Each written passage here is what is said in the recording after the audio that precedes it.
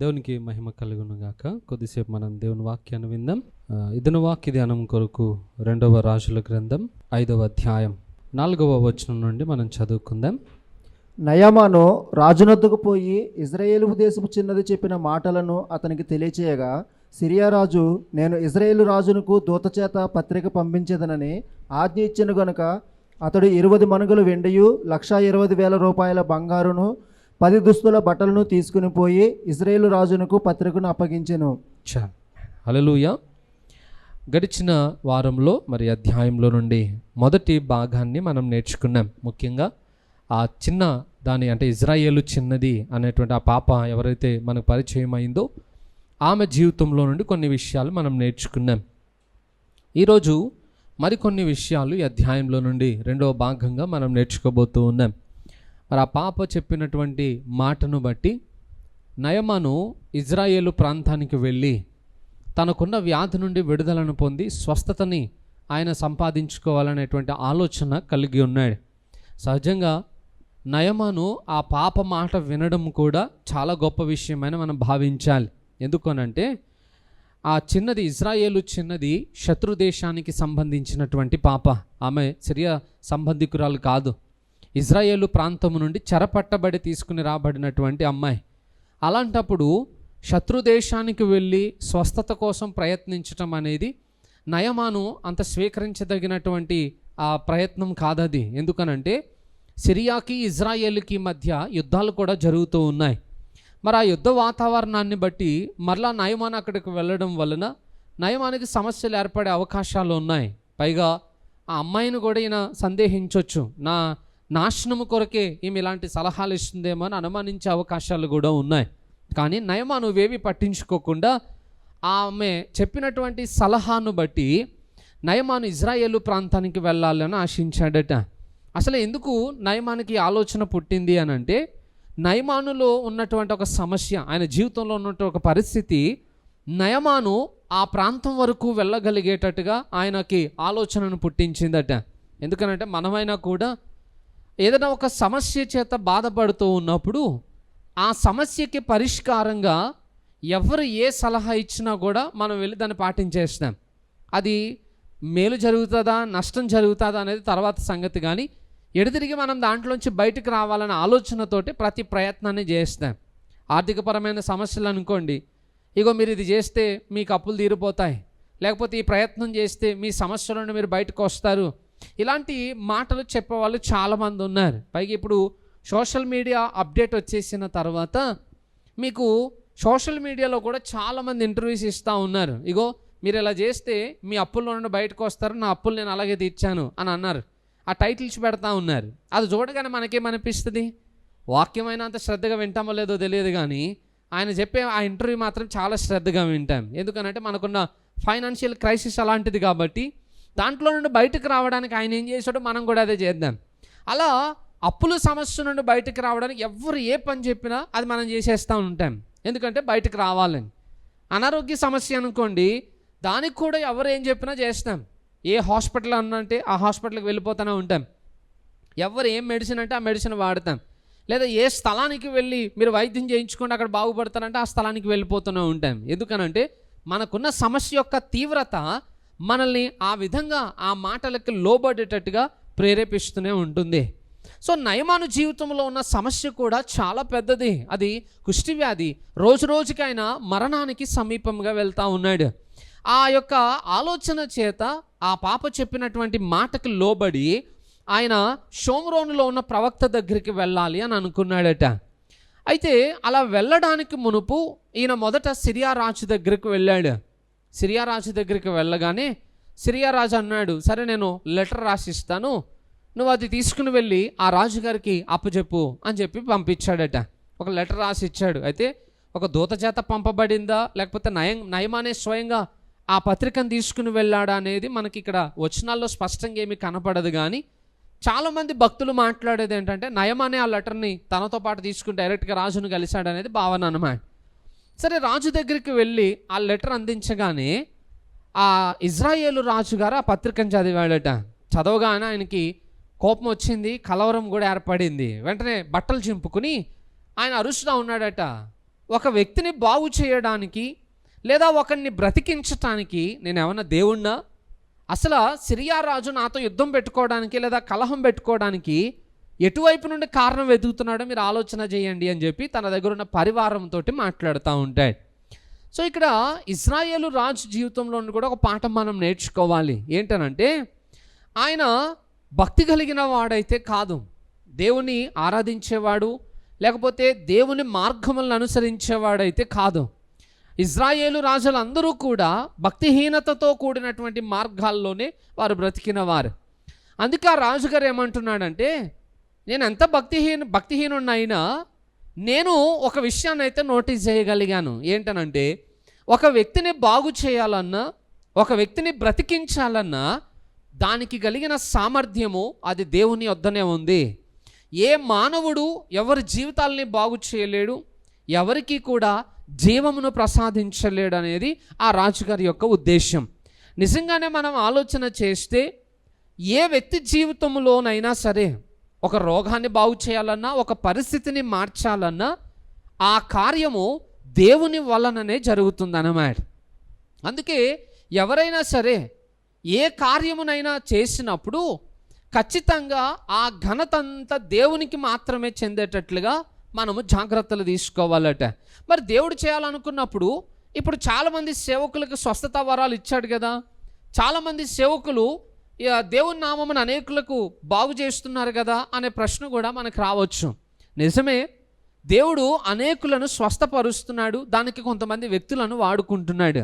అయితే ఏ వ్యక్తిని దేవుడు వాడుకున్నా వాళ్ళు దేవుని పని కొరకు ఒక సాధనమే తప్ప ఆ వ్యక్తుల వలననే దేవుడు లేదా ఆ వ్యక్తుల వలననే ఆ వ్యక్తికి అంటే ఎదుటి వారికి స్వస్థత కలిగిందనో మేలు కలిగిందనో భావిస్తే మాత్రం మనం మోసపోయినట్లే. దేవుడు ప్రతి వ్యక్తిని కూడా ఒక పనిముట్టుగా వాడుకోవాలనుకుంటున్నాడు. మనం ఎన్ని ప్రార్థనలు చేసినా దేవుడు కార్యం చేయకూడదు అని అనుకుంటే ఏ వ్యక్తి యొక్క జీవితంలో కూడా పరిస్థితులు మారవు. సో దేవుడే కార్యం చేయాలి, కానీ ఆ కార్యం చేయడానికి మనల్ని దేవుడు ఒక సాధనంగా వాడుకుంటాడట. అయితే అలా మనల్ని వాడుకుంటున్న క్రమంలో ప్రజలు మన యొద్దకు వచ్చినప్పుడు మనం వారిని దేవుని వైపునకు మళ్ళించే ప్రయత్నం చేయాలి. ఇప్పుడున్న ప్రజల్లో చాలామంది దేవుని ఘనతను తమ సొంత అకౌంట్లోకి వేసేసుకునే ప్రయత్నాలు చేసే వాళ్ళు ఉన్నారు. సో ఆ వైఖరి మంచిది కాదు. మనకి బైబిల్లో అపోస్తల కార్యములు 14వ అధ్యాయం 14-15 వచనాల్లో పౌలు బర్నబా చేసినటువంటి ఒక చర్య, ఒక క్రియ మనకు అక్కడ కనబడుతుంది. అపోస్తులైన బర్నబాయు పౌలును ఈ సంగతి విని తమ వస్త్రములు చించుకొని సమూహములోనికి చొరబడి, అయ్యలారా మీరెందుకు ఇలాగూ చేయుచున్నారు? మేము కూడా మీ స్వభావం వంటి స్వభావము గల నరులమే. మీరు ఈ వ్యర్థమైన వాటిని విడిచిపెట్టి ఆకాశమును భూమిని సముద్రమును వాటిలో ఉండు సమస్తమును సృజించిన జీవము గల దేవుని వైపు తిరగవలెనని మీకు సువార్త ప్రకటించుచున్నాము. చాలు. అక్కడ జరిగిన సంఘటన ఏంటనంటే పౌలు బర్నబా ఇద్దరు కూడా మొదటి సువార్త యాత్రలో వాళ్ళు లుస్త్రా అనే ప్రాంతానికి వెళ్ళారు. ఆ ప్రాంతంలో బలహీన పాదములు కలిగినటువంటి ఒక వ్యక్తి ఉంటే ఆయనను స్వస్థపరిచారు. ఆ కార్యం చూడగానే ఆ ఊరి ప్రజలందరూ కూడా వీళ్ళనే దేవతలుగా భావించి ఆరాధించటానికి ప్రయత్నాలు చేశారట. అక్కడనే ఒక పూజారి గారు ఉన్నాడు, ఆయన 2 ఎడ్లను కూడా తీసుకుని వచ్చేసాడు వీరికి బలి నర్పించటానికి. ఆ సంఘటన తెలుసుకున్న పౌలు బర్నబా ఏం చేశారు? అవును, మేము స్వస్థపరిచాం, ఇది మాకు సరైనదే, ఈ ఘనత మాకు దక్కాల్సిందే అన్నారా? లేదు, అయ్యలారా మేమును మీ వంటి స్వభావమును కలిగినటువంటి మనుష్యులమే, ఆరాధించాల్సిందే మమ్మల్ని కాదు, సృష్టికి అంతటికీ కూడా అంటే అధికారి అయినటువంటి ఆ జీవము కలిగిన దేవుణ్ణి మీరు ఆరాధించాలి అని చెప్పి ఆ వచ్చిన ప్రజలందరినీ కూడా దేవుని వైపునకు వారు మళ్ళించగలిగారు. అంటే ఘనతను వారు తీసుకోలేదు, ఆ ఘనత దేవునికి చెందేటట్టుగా ప్రజలందరూ కూడా దేవుని మీద విశ్వాసమును కనపరిచేటట్లుగా వారు దేవుని వైపునకు మళ్ళించారు. ఎందుకంటే వాళ్ళిద్దరికీ తెలుసు, మన సొంత బలముతోటి ఎవరిని బాగు చేయలేము, ఎవరి జీవితాల్లో కూడా కార్యం చేయలేము అని. ఇంకా మొన్న ఫేస్బుక్లో ఒక వీడియో చూశాను, ఒక ఆయన మాట్లాడుతూ ఉన్నాడు ఏంటంటే అసలు స్వస్థత వరములు చేయడం అనేది లేదు, అసలు దేవుడు పక్షపాతి కాడు, ఎవరి జీవితంలో కార్యాలు వారి జీవితంలోనే చేస్తాడు. ఇప్పుడు నేను అడిగితే నీకు సహాయం చేయడం కాదు, నేను అడిగితే నాకే చేస్తాడు, నువ్వు అడిగితే నీకే చేస్తాడు, దేవుడు అందరికీ అట్టే అవకాశాన్ని ఇచ్చేశాడు అని చెప్పి ఒక ఆయన బోధ చేయడం మొదలుపెట్టాడు. అంటే అసలు స్వస్థత వరమును కలిగిన వాళ్ళే లేరు అనేది ఆయన ఉద్దేశం అన్నమాట. మరి ఒకవేళ అది నిజమేనా అని అనుకుంటే కొరింథీ పత్రిక మనకు చెప్పే సాక్ష్యం ఏంటి? కొందరికి స్వస్థత వరమును, కొందరికి అద్భుతములు చేయు వరములను దేవుడు అనుగ్రహించాడు అన్నమాట బైబిల్లో రాయబడి ఉంది. మరి ఆ మాటని మనం ఎలా కాదనగలుగుతాం? స్వస్థతల పేరట మోసాలు జరుగుతున్నాయి, దాన్ని అందరం అంగీకరించాల్సిందే, అది సత్యమే. చాలా చోట్ల మోసాలు చేసే వాళ్ళు ఉన్నారు. సో చాలామంది మోసాలు చేస్తున్నారు కదా అని చెప్పి ఇక స్వస్థతలే లేవు, అసలు దేవుడు స్వస్థత వరాన్ని ఎవరికి ఇవ్వలేదని అంటే అది బైబిల్కి విరుద్ధంగా మనం చేసిన బోధ అవుతుంది. దేవుడు కొంతమందిని ఏర్పాటు చేసుకున్నాడు, కొంతమందిని సాధనాలుగా తన పని కొరకు వినియోగించుకుంటున్నాడు. అలా వినియోగించుకుంటున్నప్పుడు మనం వాటిని స్వీకరించాల్సిందే. కాకపోతే బాగు చేసిన వాడు ఎవడున్నాడో ఆ వ్యక్తి దేవుడు కాదు, ఆయన దేవుని వలన ఆ కార్యం చేస్తున్నాడు కాబట్టి ఘనత దేవునికి చెందాల్సిందే. ఇజ్రాయేలు రాజు అందుకే అన్నాడు, నేను దేవుణ్ణి కాదు కదా, నా వలన ఎలా సాధ్యం అవుతుంది? రెండవ విషయం ఏంటనంటే, ఎప్పుడైతే ఆయన ఇలాంటి పని చేశాడని తెలిసిందో ఎలీషా ఒక దూతను పంపించాడట. అయ్యా, నువ్వెందుకు వస్త్రాలు చింపుకొని అంతగా కలవరపడాలి, ఆ నయమాను నా దగ్గరికి పంపి, ఇజ్రాయేలులో ఒక ప్రవక్త ఉన్నాడని ఆయనకి తెలుసుకొనున్నట్లుగా నా యొద్దకు పంపించమని చెప్పాడు. మరి ఆ పని ఎలీషా చెప్పక మునిపే చేయొచ్చు కదా అని అంటే, ఈ రాజుగారికి దేవునితో కానీ దేవుని ప్రవక్తతో కానీ సరైనటువంటి సహవాస బంధం లేదు. ఇప్పుడు మనం దేవుని కార్యాలు అనుభవించిన వాళ్ళం అనుకోండి, ఎవరైనా సమస్యతోటి మన దగ్గరకు వచ్చినప్పుడు మనం ఏం చెప్తాం? అయ్యా, దేవుని మీద విశ్వాసం ఉంచండి, లేదా దేవుని నమ్మండి, దేవుడు కార్యం చేస్తాడు, మనుషులతోటి ఏది బాగుపడదు అని మనం ప్రజలను దేవుని వైపుకు తిప్పే ప్రయత్నం చేస్తాం. అసలు మనకే దేవునితో సంబంధం లేకపోతే, దేవుని మీద మనకి విశ్వాసమే లేకపోతే ప్రజలకి దేవుని గురించి అలా చెప్పగలుగుతాం. ఈ మధ్యన చాలామంది క్రైస్తవులు చేసే పొరపాటు ఏంటంటే దేవునితో సహవాస బంధాన్ని వదిలిపెట్టేశారు. అందుకే దేవుని గురించి చెప్పాల్సిన వాళ్ళు, ఇగో పలానా దర్గా దగ్గరికి వెళ్ళండి, అక్కడికి వెళ్ళి తాయెత్తు కట్టించుకుంటే మీ జ్వరం తగ్గిపోతుంది. ఎవరు? మనోళ్ళే అడ్వర్టైజ్మెంటు, క్రైస్తవులు చెప్పేటువంటి సూచనలు సంగతులు అన్నమాట. పలానా మాంత్రికుని దగ్గరికి వెళ్ళండి, మీ ఇంట్లో దయ్యాలు ఉంటే పారిపోతాయి, లేదా సమస్యలు ఉంటే తీరిపోతాయి, ఆయన ఏదో చెప్తాడు అది చేయండి. ఎవరి దగ్గరికి నడిపించాలి, ఎక్కడికి నడిపిస్తున్నారు? ఈరోజు చాలామంది క్రైస్తవుల్లో ఇలాంటి తప్పుడు సూచనలు చెప్పే వాళ్ళు కూడా ఉన్నారు. వచ్చేదేమో చర్చికి, చెప్పేదేమో అబద్ధపు ప్రచారాలు అన్నమాట. ఇలా ఎందుకు మాట్లాడుతున్నారు వాళ్ళు అని అంటే, వారు ఏ దేవుణ్ణి అయితే ఆరాధిస్తున్నారో ఆ దేవుని మీద వారికి విశ్వాసము లేకపోవడమే. ఆ దేవునితో వారికి సరైన సంబంధం లేకపోతే ఆ దేవుని గురించి మాట్లాడలేరు. ఇప్పుడు మీ గురించి నేను ఏదైనా మాట్లాడాలంటే, ఇప్పుడు పలానా బ్రదర్ ఎలాంటి వాడండి అని చెప్పాలనుకోండి, ఏమని చెప్తాం మనం? ఒకసారి ఒక పాస్టర్ గారు ఒక ఆయన ఫోన్ చేసి ఏదో పెళ్లి సంబంధం గురించి వస్తే మన చర్చికి వస్తారని తెలిస్తే ఆయనను గురించి మనకు ఫోన్ చేసి అడిగారు అనమాట. సార్, పలానా బ్రదర్ వస్తాడంటే కదండి మీ చర్చికి, అబ్బాయి ఎలాంటి వాడండి అని అంటే, ఎలాంటి వాడంటే నాకేం తెలుస్తుంది? ఇప్పుడు చర్చికి వచ్చాడు, ఓకే చర్చికి వస్తున్నాడండి, 2-3 నెలల నుండి ఈ మధ్యన వస్తున్నాడు కొత్తగా. చర్చిలో ఎలా ఉంటాడు? ఏ వారం మాండండి ప్రతి ఆదివారం చర్చికి వస్తాడు, మాకు అంతవరకే తెలుసు. బయటికి వెళ్ళిన తర్వాత ఏం చేస్తారో మనకి ఏం తెలుస్తుంది? ఎటు వెళ్తాడో మనం ఏం చెప్పగలుగుతాం? మనం ఏమైనా బాడీగార్డులను పెట్టామా? లేకపోతే ఎవరినైనా మనకు ఆయనకి సెక్యూరిటీగా, లేదా ఆయనను చూడడానికి పరీక్షించడానికి ఎవరినైనా మనం ఏర్పాటు చేసామా? తెలీదు. మనకి ఎంతవరకు తెలుసో అంతవరకు చెప్తాం. ఇప్పుడు రేపొద్దున మంచోడేనండి మీరు చేయండి అన్నాం అనుకోండి, పాస్టర్ గారు మీరే చెప్పారుగా మా పిల్ల జీవితం ఇలా నాశనం చేశారని నా మీద అడతారు రేపొద్దున వచ్చి. ఎవరిని గురించి 100% చెప్పలేము, అది సాధ్యం కాదు. మనకి ఎంతవరకు తెలుసో అంతవరకే చెప్తాం. అదే మీ గురించి నాకు పూర్తి అవగాహన ఉందనుకోండి, లేదండి మంచోడు పర్లేదు చేయవచ్చు, ఏం కాదు. దేవుని గురించి మనం చెప్పాలన్నా కూడా దేవుని యొక్క గొప్పతనం ఏంటో మనకు తెలిసి ఉండాలి. ఈ రాజుగారికి అసలు దేవునితో కానీ దేవుని ప్రవక్తతో కానీ సంబంధమే లేదు. మరి రాజుగారు ఆ ప్రవక్త దగ్గరికి ఎలా పంపిస్తాడు? పంపించకుండా ఈయన కలవరపడి వస్త్రాలు చింపుకుంటుంటే ఎలీషా అంటున్నాడు, నా దగ్గరికి పంపించండి. అప్పుడు నయమాను తనతో పాటు వచ్చినటువంటి వాళ్ళందరినీ తీసుకుని నయమాను ఎలీషా దగ్గరికి బయలుదేరి వెళ్తాడు అన్నమాట. ఎలీషా గుడారం యొద్ద బయట నిలబడి ఉంటాడు నయమాను. అప్పుడు ఎలీషా ఒక దూతను పంపించి ఆ వ్యాధి నుండి విడుదల పొందడానికి ఒక సూచన తెలియజేస్తాడు. ఏంటంటే, మీరు యోర్దానులోనికి వెళ్ళి 7 మార్లు స్నానం చేయండి, మీ వ్యాధి నయమైపోయి మీరు బాగుపడతారు అని చెప్పాడట. చెప్పిన వెంటనే నయమాన్ ఎలా రియాక్ట్ అయ్యాడో చూడండి ఒకసారి. 10వ వచనం. ఎలీషా, నీవు యోర్దాను నదికి పోయి 7 మారులు స్నానము చేయము, నీ ఒళ్ళు మరలా బాగై నీవు శుద్ధుడు వగదవని అతనితో చెప్పుటకు ఒక దూతను పంపెను. అందుకు నయమాను కోపము తెచ్చుకొని తిరిగిపోయి ఇట్లా నేను అతడు నయమానికి కోపం వచ్చిందట. ఎందుకు కోపం వచ్చింది? అంత ఎలీషా కాని మాట ఏం పలికాడు? తప్పుగా ఏం ప్రవర్తించాడు? అసలు నువ్వు వ్యాధి నుండి బాగుపడడానికి వచ్చావు. వచ్చినప్పుడు నీకు ఒక సలహా ఇవ్వబడిన వెంటనే ఏం చేయాలా? వెళ్ళి ఆ పని చేయాలి. కానీ నయమానుకి కోపం వచ్చిందట. ఎందుకు కోపం వచ్చింది నయమాను గారు అని అడిగితే, నయమాను చెప్పిన కారణం ఏంటనంటే, నేను ఎలీషా యొద్దకు వెళ్ళినప్పుడు ఎలీషా ఏం చేయాలట?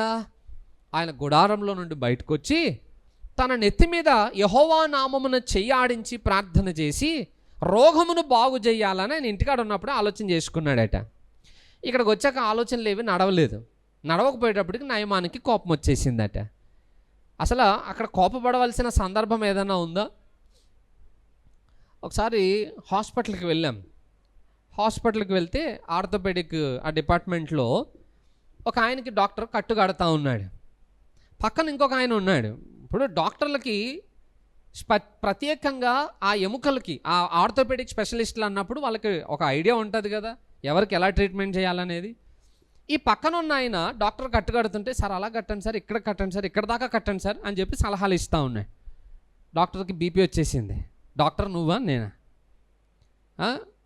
నాకు తెలియదా ఎలా ట్రీట్మెంట్ చేయాలో? నువ్వు నాకు సలహాలు ఇవ్వాలా? నువ్వు వెళ్ళిపోయి బయటకు వచ్చావు ఫస్ట్ అని చెప్పి కోపపడాల్సి వచ్చింది అన్నమా. ఎందుకు డాక్టర్కి అంత కోపం వచ్చింది? ఆయన వృత్తిలో ఆయన వృత్తికి సంబంధమైన అనుభవం లేనివాడు సలహాలు ఇస్తే అది చాలా కోపమే. ఇప్పుడు నేను డ్రైవింగ్ చేయగలుగుతాను, నా పక్కన డ్రైవింగ్ రానాడు కూర్చుని అన్న బ్రేక్ అయ్యన్నా, గేర్ అయ్యన్నా, అడదిప్పన్నా ఇడదిప్పన్నాడు అనుకోండి, నాకు ఎట్లా ఉంటుంది? వీడికి అసలు డ్రైవింగే చేత కాదు, వీడు నాకు సలహాలు ఇస్తున్నాడు. అప్పుడు నన్ను ఇన్సల్ట్ చేసినట్టు ఉంటుంది. వంట రానివాడు వెళ్ళి పక్కన వంట చేసేటోళ్ళు పక్కన నుంచి అదేసావా ఇదేసావా, అది బాగుంటుంది కదా ఇది బాగుంటుంది కదా అన్నారు అనుకోండి, వంట చేసేటోళ్ళకి బీపీ వస్తుంది. ఏదైనా అంతే, మనకి లేని తలాంతును గురించి మనం మాట్లాడడం అజ్ఞానం అవుతుంది. డాక్టర్ల దగ్గరికి వెళ్ళి కొంతమంది సార్ ఆ ఇంజెక్షన్ చేయొచ్చు కదా, వీళ్ళకి ఏదో 2-3 ఇంజక్షన్లు తెలిసి ఉంటాయి. ఆ తెలిసిన ఇంజక్షన్లు అన్నింటికి ఒకటే జబ్బు అనుకుంటారు. ఒకప్పుడు నడిచింది అలాగా, ఏదొచ్చినా పారాసెటమాల్ డోలో అంతే. ఇప్పుడు అలాంటివి చాలా మెడిసిన్స్ ఉన్నాయి, డాక్టర్లు తెలుసు. అసలు ఇప్పుడు జ్వరంలో చాలా రకాలు ఉంటాయిగా, ఏ జ్వరం వచ్చినా డోలో వేసుకుని బతుకుతాంటే నడుస్తుందా? 4 రోజులు అలానే కంటిన్యూ అయ్యి తర్వాత వస్తాం. డాక్టర్లకు తెలుసు ఏ వైద్యం ఎప్పుడు ఎలా చేయాలో, ఏ మెడిసిన్ ఇవ్వాలో వాళ్ళకి తెలుసు. వాళ్ళకి మనం సలహాలు ఇవ్వాల్సిన అవసరం లేదు.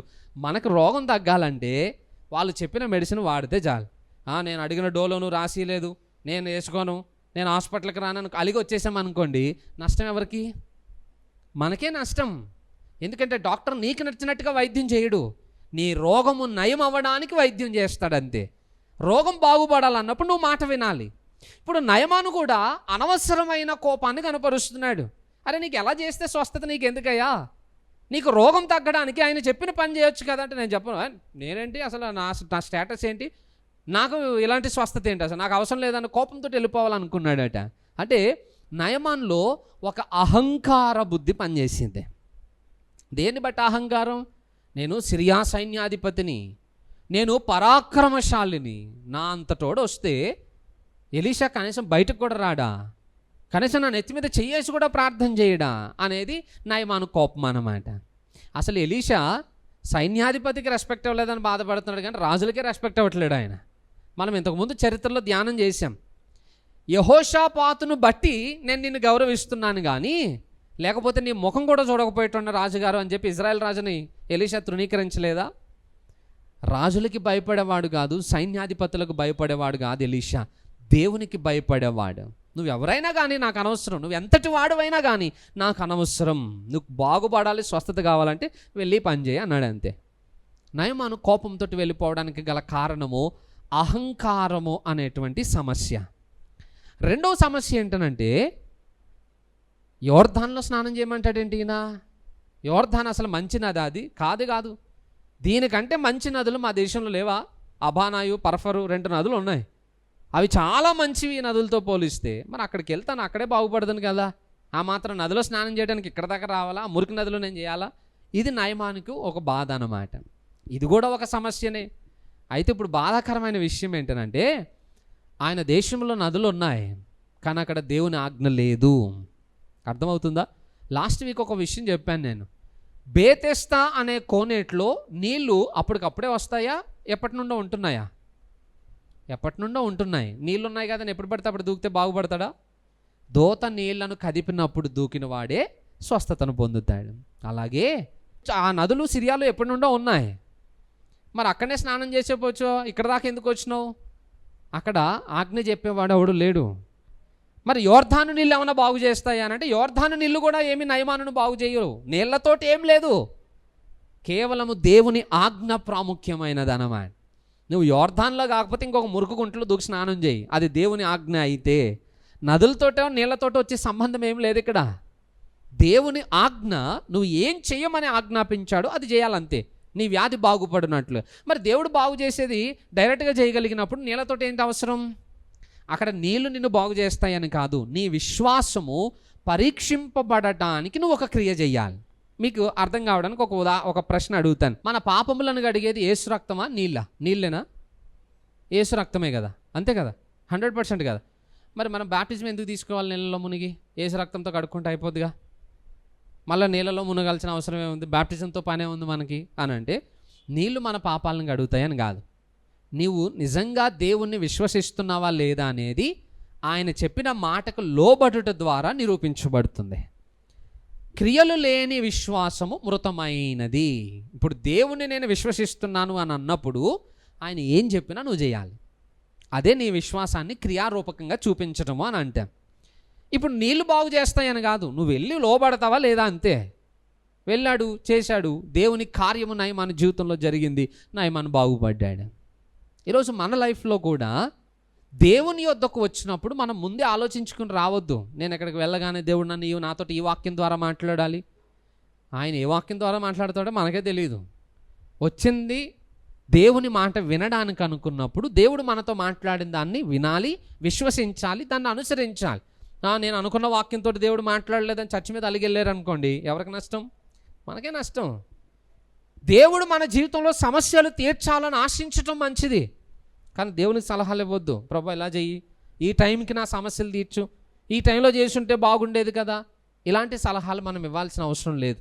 దేవునికి తెలుసు ఏ వ్యక్తి జీవితంలో ఎప్పుడు ఎలా కార్యం చేయాలో.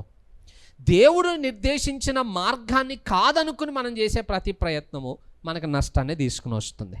ఇప్పుడు నయమాను కూడా దేవుడు ఏర్పాటు చేసినటువంటి ఆ మార్గాన్ని కాదనుకుని వెళ్ళిపోవాలనుకుంటున్నాడట. ఎంత మూర్ఖుడో చూడండి. రోగం తగ్గడం బెటరా, లేకపోతే ఆయన అనుకున్నది జరగడం బెటరా? రోగం తగ్గడం బెటరు. అంటే ఆయన అనుకున్నది జరగనందుకు అదే వ్యాధితో చనిపోవడానికైనా ఇష్టపడుతున్నాడు, కానీ ఎలీషా చెప్పిన మాటకు లోబడి రోగాన్ని బాగు చేసుకోవాలనే ఆలోచన లేదు. ఇంతకంటే మూర్ఖత్వం ఇంకెక్కడైనా ఉందా? సో మన లైఫ్లో కూడా అంతే. చాలాసార్లు మనం ఇలాగే నయమాన్లాగా ప్రవర్తిస్తూ ఉంటాం. మన సమస్య తీర్చబడటానికి దేవుడు చెప్పిన దాన్ని చెప్పినట్టు చేస్తే చాలు. చెప్పింది మానేసి మన సొంత పనులు చేసామనుకోండి, అవి మళ్ళీ మన పిక్కలకే చుట్టుకుంటాయి. అబ్రహాముకి దేవుడు సంతానం ఇస్తానని 75 సంవత్సరాల వయసులో వాగ్దానం చేశాడు. వాగ్దానం చేసినప్పుడు వెయిట్ చేయాలి కదా, ఇస్తానన్న వాడు ఇస్తాడు కదా. షారాకి ఓపిక సరిపోలేదట. ఏం చేసింది? హాగర్ని తీసుకుని వచ్చి అబ్రహాముకి ఇచ్చి వివాహం చేసి హాగర్ ద్వారా సంతానాన్ని సంపాదించుకోవాలనుకున్నది. ఎవరికి సమస్య అయింది ఇప్పుడు ఆ పని? ఆమెకే సమస్య అయింది. హాగర్ ఎప్పుడైతే సంతానాన్ని కలిగిందో షారాని చిన్న చూపు చూడడం మొదలుపెట్టింది, హేళన చేయడం మొదలుపెట్టింది, చులకనగా ఆమె పట్ల ప్రవర్తించడం మొదలుపెట్టింది. అంతేకాదు, ఇష్మాయేలు జన్మించిన తర్వాత ఆయన ఇస్సాకును కూడా హేళన చేయడం, అపహాసించడం చేశాడట. అంటే షారా చేసుకున్నటువంటి ఒక సొంత ప్రయత్నము ఆమెకే సమస్యను తీసుకుని వచ్చి ఇబ్బందులకి గురి చేసింది అన్నమాట. సో అందుకే దేవుడు నియమించిన మార్గంలో మనం వెళ్తే దేవుని కార్యాన్ని తప్పకుండా మనం చూడగలుగుతాం. నేను అనుకున్నట్టే జరగాలనుకుంటూ దేవుడు నియమించిన మార్గాన్ని వదిలిపెట్టేసామనుకోండి, అది మూర్ఖత్వం అవుతుంది. ఆ మూర్ఖత్వం మరింత శ్రమలకి మనల్ని గురి చేస్తుందనే విషయాన్ని మనం మర్చిపోకూడదు. నెక్స్ట్ మూడవ విషయం ఏంటంటే, ఎప్పుడైతే నయమాను ఇలాంటి వ్యక్తిత్వాన్ని కలిగి కోపంతో తిరిగి వెళ్ళిపోతున్నాడో, నయమాను దగ్గర ఉన్న పనివాడు జోక్యం చేసుకున్నాడట. నిజంగా ఇలాంటి పనులు ఉండడం చాలా ఆశీర్వాదం. నయమాను అలాంటి పనివారిని కలిగి ఉన్నందుకు నిజంగా దేవునికి కృతజ్ఞతలు చెప్పాలి. ఎందుకో తెలుసా? పనివాడిచ్చిన సలహా మేరకే నయమాను మరలా వెళ్ళి నదిలో స్నానం చేయడానికి ఇష్టపడ్డాడట. అడుగుతున్నాడు పనివాడు, అయ్యా ఇంతకంటే ఘనమైన కార్యం ఏదన్నా చేయమంటే నువ్వు చేయగలుగుతావుగా? అసలు ఆ టైంలో పనివాడు మాట్లాడడమే గొప్ప. మరి ఆయనకున్న స్వతంత్రతో లేకపోతే ఆయన ధైర్యం చూపించడం మనకు తెలియదు, కానీ అంత కోపంలో ఉన్న నయమాను యొక్క ఆలోచన విధానాన్ని మార్చగలిగాడు అన్నమాట. ఏ మాటలు మాట్లాడాలో అంత క్లియర్గా రాయలేదు, కానీ నయమాను మనసు మార్చబడింది. అంత ఈజీ కాదు కోపంతో ఉన్నవాడిని, పైగా ఆయన సుపీరియర్, ఆయన కంటే పైన ఉన్న అధికారి యొక్క ఆలోచనను మార్చడం అంత ఈజీ కాదు. కానీ ఆ పనివాడు మాటలు ఆ నయమానుని ఆలోచింపజేశాయట. పనివాడు అడుగుతున్నాడు, ఇంతకంటే గొప్ప పని ఏదైనా చేయమంటే చేస్తావు? 1000 గొర్రెలను బలిమ్మంటే ఇవ్వవా? ఇస్తావుగా. ఇంతకంటే బలమైన పని ఏదైనా చేయమంటే చేస్తావు కదా, మరి ఈ చిన్న పనిని ఎందుకైనా నువ్వు తృణీకరిస్తున్నావు అంటే ఆ పనివానికి కూడా నయమాను బాగుపడతాడనే విశ్వాసమును ఆయన కలిగి ఉన్నాడు. ఆ విశ్వాసంతో మాట్లాడుతున్నాడు, చెప్తున్నాడు, అయ్యా ఒక ప్రయత్నం చేసి చూద్దాం, ఏమో దేవుడు ఒకవేళ కార్యం చేస్తే మంచిదే కదా, ఈ రోజుతో నీ సమస్య తీరిపోతుంది కదా అని ఆ పనివాడు ఆలోచన చెప్పడం మొదలుపెట్టాడట. మన పక్కన మంచి ఆలోచనలు చెప్పేవాళ్ళు మనకు ఉండడం మనకు చాలా ఆశీర్వాదకరం. 100 మంది చెడగొట్టే వాళ్ళు ఉండే కంటే మనల్ని బాగు చేసేవాడు ఒక్కడు మన పక్కన ఉన్నా కూడా మనం దీవించబడినట్లే. బాధాకరమైన విషయం ఏంటంటే మనల్ని బాగు చేసే ఒక్కడికి మనం దూరంగా ఉంటాం, మనల్ని నాశనం చేసే 100 మంది మధ్యలో మనం ఉంటాం. ఇదే కదా మన జీవితంలో జరిగేది. మనల్ని పాడు చేసేటోడితోటే మనం ఉంటాం, మనల్ని బాగు చేసేటోడికేమో దూరంగా పారిపోతాం. ఎందుకంటే మానవుడికి మంచి విషయాలు చెప్తే నచ్చదట, నష్టపోమని నాశనం అయిపోమని చెప్పే సలహాలే బాగా నచ్చుతాయి, అందుకే వాళ్ళతోటే సావాసం చేస్తూ ఉంటాం. బట్ నయమాను మాత్రం ఆ పనివాని మాటకి లోబడ్డాడు, ఆ విషయంలో మెచ్చుకోవాలి. వెంటనే వెళ్ళి నయమాను స్నానం చేయడానికి ఇష్టపడ్డాడట. ఇంకొక విషయం కూడా చెప్తాను. ఇప్పుడు నయమాను ఇంత కోపంతో ఉన్నప్పుడు అసలు ఆ పనివాడని వదిలేయచ్చు కదా అని అంటే దేవుడు ఆ పనివాన్ని వాడుకోవడం మొదలుపెట్టాడు. ఎందుకు పనివాన్ని దేవుడు వాడుకోవాలని అంటే గత వారం మనం నేర్చుకున్న ప్రసంగాన్ని మీరు గుర్తుపెట్టుకుని ఉండాలి. ఏంటనంటే పోయిన వారము నయమానుకి ఆ చిన్నది ఇజ్రాయేలు చిన్నది ఒక సలహా ఇచ్చింది. దేవుని కోసం ఆమె ఒక సాక్షిగా పనిచేసింది. నయమాను మా ప్రవక్త గారి దగ్గర ఉంటే బాగుపడతాడు కదా అని చెప్పి ఒక సలహా ఇచ్చింది. అంటే ఇప్పుడు ఆమె దేవుని కోసం పనిచేసిందా లేదా? దేవుని కోసం పనిచేసినప్పుడు దేవుడు ఆ ప్రయాసమును ఫలింపజేయాలి. 1 కొరింథీ పత్రిక 15వ అధ్యాయం 58వ వచనంలో ఒక మాట ఉంటుంది. ఏంటంటే కాగా ప్రియ సహోదరులారా, మీ ప్రయాసము ప్రభువునందు వ్యర్థము కాదని ఎరిగి. దేవుని కొరకు మనం చేసే ప్రతి ప్రయాసాన్ని దేవుడు దృష్టిలో పెట్టుకుంటాడట. ఆ చిన్నది ఆ నయమాను కొరకు దేవుని మాటను తెలియజేసింది. ఆమె కూడా దేవుని కొరకు పనిచేసింది, ఆమె కూడా ప్రయాసపడ్డది, చిన్నదో పెద్దదో ఏదో ఒకటి ఒక ప్రయాసం అయితే ఆమె దేవుని కొరకు చేసింది. దేవుడు ఆ చిన్న ప్రయాసాన్ని కూడా దృష్టిలో పెట్టుకున్నాడట. అరే నా భక్తురాలు నా గురించి అంత మంచి సాక్ష్యం తెలియజేసిన తర్వాత ఆమె ప్రయాసం ఎందుకు వ్యర్థం కావాలా? ఆ ప్రయాసానికి ప్రతిఫలం దొరకాలి అని చెప్పి నయమాను బాగుపడినట్లుగా పనివాని చేత దేవుడు ఆ నయమానునకు సలహా ఇచ్చాడు. ఇక్కడ నయమాను ఒక్కడే బాగుపడ్డాడు అనుకుంటున్నాం, కానీ నయమాను ఒక్కడే కాదు, ఆ పాప యొక్క ప్రయాసానికి కూడా మంచి ప్రతిఫలం దొరికింది. హల్లెలూయా. ఈరోజు ఆ చిన్న దాని యొక్క ప్రయాసాన్ని గుర్తుపెట్టుకున్న దేవుడు మన ప్రయాసాన్ని గుర్తుపెట్టుకోవడం అంటారా? మనం దేవుని కొరకు ఏ చిన్న పని చేసినా దేవుడు దాన్ని లెక్కలోకి తీసుకుంటాడు. పరిచర్య కానివ్వండి, ఉపచారమే కానివ్వండి, సువార్తనే కానివ్వండి, ఏదైనా సరే మనుషులు గుర్తించకపోవచ్చు, మనుషులు నిన్ను గణపరచకపోవచ్చు, బట్ దేవుడు మర్చిపోవడం, ఆయన అన్యాయస్తుడు కాదు. ప్రతి చిన్న పనిని దేవుడు లెక్కలోకి తీసుకుంటాడట. ఆ ప్రయాసము ఫలించబడినట్లుగా చేస్తాడట. మరి ఇప్పుడు మనం సువార్తను చెప్పామనుకోండి, దేవుడు మన ప్రయాసాన్ని వ్యర్థం చేస్తాడా? చేయడు, ఫలింపజేస్తాడు ఖచ్చితంగా. కాకపోతే ప్రయాసపడే మనసు మనకుండా. మనమేమో ఇహ సంబంధమైన వాటి కొరకు ప్రయాసపడతాం, కానీ ఆత్మల సంపాదన కోసం పెద్దగా ప్రయాసం తీసుకోం. మనకు అలసిపోవడం ఇష్టం ఉండదు ఆత్మ విషయంలో, అందుకే రిజల్ట్ దొరకట్లేదు. దేవుని కొరకు కష్టపడడం నేర్చుకోండి. ఆ కష్టాన్ని చూసిన దేవుడు దాన్ని ఖచ్చితంగా ఫలింపజేస్తాడు. ఆ చిన్నదాని కష్టాన్ని ఫలింపజేశాడు. నేను నా సొంత మాటలు గుర్తు చెప్తున్నాను. ఏంటంటే నయమాను తిరిగి వెళ్ళిన తర్వాత ఆ చిన్నదాని జీవితమే మారిపోయి ఉంటుంది. అవునా కదా? జస్ట్ ఎస్టిమేషన్ మారిపోయి ఉంటుందా లేదా? అరే ఇంత మంచి పని చేసింది, నయమానుకి స్వస్థతను పొందడానికి మార్గం చూపించింది, ఎన్నో సంవత్సరాల వ్యాధికి విడుదల దొరికింది. దొరికిన తర్వాత కూడా ఇప్పుడు ఇంకా ఆ పిల్లని అలా బానిసలనే చూస్తారా? ఇంట్లో నెత్తి మీద పెట్టుకుని చూసి ఉండొచ్చు. ఆ ఇంట్లో ఒక అంటే విలువైన వ్యక్తిగా ఆమెను మార్చేసి ఉండొచ్చు, లేదా తన సొంత ఇంటికి తిరిగి పంపించేసి ఉండొచ్చు. చాలా ప్రతిఫలం దొరికింది ఆమెకి. జస్ట్ నా ఎస్టిమేషన్ అనమాట. జరిగిందో లేదో నాకు తెలియదు, బట్ జరిగి ఉండొచ్చు. ఎందుకంటే నయమాన్ ఇంత మేలు పొందిన తర్వాత కృతజ్ఞత లేకుండా ఎలా ప్రవర్తిస్తాడు? అందుకే అంటున్నాను, మనం చేసే ఏ పని వ్యర్థమైపోదు, ఏ ప్రయత్నము దేవుడు నిష్ప్రయోజనంగా మార్చడు. పని చేసే మనసు నీకుంటే దాన్ని ఫలభరితంగా మార్చగలిగిన దేవుడు మన పక్షముగా ఉన్నాడు. హల్లెలూయా. నయమాను వెళ్ళాడు, 7 మార్లు స్నానం చేశాడట. 7వ మారు నీళ్ళలో మునిగి లేచే టయానికి ఆయన దేహమంతా కూడా పసిపిల్ల దేహం వలె మార్చబడింది. రోగం బాగుపడడం వేరు, శరీరము పసిపిల్ల దేహం వలె మార్చబడటం వేరు. దేవుడు స్వస్థపరిచి పంపేయచ్చు, కానీ దేవుడు ఏ కార్యం చేసినా పరిపూర్ణంగా చేసే దేవుడు. మన శరీరం వేరు, చిన్నపిల్లల శరీరం వేరు. చిన్నపిల్లల శరీరం చాలా శుతిమెత్తనిదిగా ఉంటుంది అన్నమాట, మన శరీరం కొంచెం రఫ్గా ఉంటుంది. నయమాను అంత పెద్ద వయసులో కూడా ఆయన శరీరాన్ని ఎవరైనా ముట్టుకుంటే ఒక చిన్న పిల్లవాడిని తాకినటువంటి శరీరంగా మారిపోయిందట. అందరూ ఆశ్చర్యపోయారు, అరే ఇంత గొప్ప స్వస్థత ఎలా జరిగిందని. అంటే దేవుని వలననే జరిగింది. నయమాను కూడా అర్థమైపోయింది. ఆ నయమాను మేలు పొంది తిరిగి మరలా ఎలీషా దగ్గరకు వచ్చిన తర్వాత ఆయన ప్రవర్తన చూడండి. ఫస్ట్ ఎలీషా దగ్గరికి వెళ్ళినప్పుడు ఆయన ప్రవర్తనకి, తిరిగి ఇక్కడికి వచ్చిన తర్వాత ఆయనలో కలిగినటువంటి మార్పుకి వ్యత్యాసాన్ని చూడండి. 15వ వచనం చదవండి. అప్పుడు అతడు తన పరివారముతో కూడా దైవజనుని దగ్గరికి తిరిగి వచ్చి అతని ముందర నిలిచి, చిత్తగించుము, ఇశ్రాయేలులో ఉన్న దేవుడు తప్ప లోకమంతటి యందును మరి ఒక దేవుడు లేడని నేను ఎరుగుదును. ఇప్పుడు నీవు నీ దాసుడనైన నా యొద్ద బహుమానం తీసుకొనవలసినదని అతనితో చెప్పగా, చాలు. ఏమని సాక్ష్యం ఇచ్చాడట?